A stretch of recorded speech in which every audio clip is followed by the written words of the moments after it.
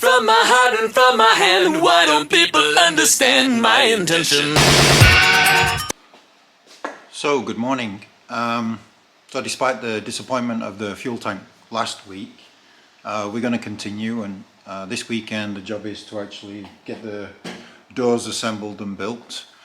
We've still not heard anything from the body shop on the fuel tank, which is extremely disappointing, but we will continue to pursue them on that. Once the doors are complete, then it's the job of wiring. We're waiting for the harnesses to arrive.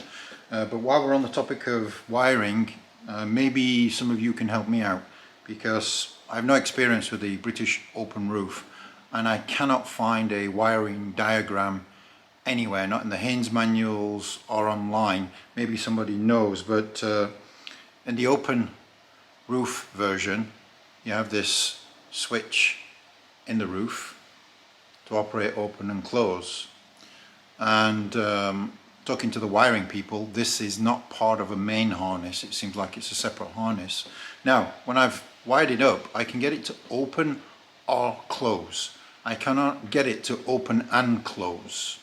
So it seems like there's a specific way to wire up these, what is there, 2, 4, 5 contact pins on the back, and I'm just not succeeding in doing that. Hopefully this will focus. There you go. Now, ordinarily there are numbers on these, but they're too worn away so I can't actually see the sequence. So if anybody's got any experience with these switches, drop me a line. Help would be appreciated. Okay, so yeah, let's crack on with the doors.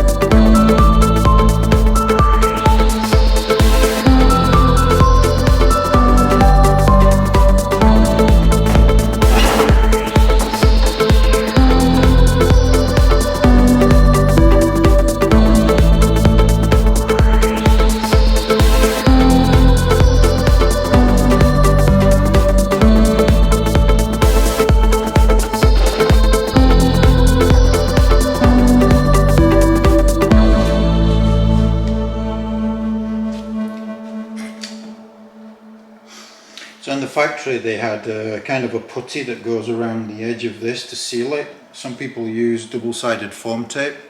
I'm going to use some silicone just to give it a little bit of sealing.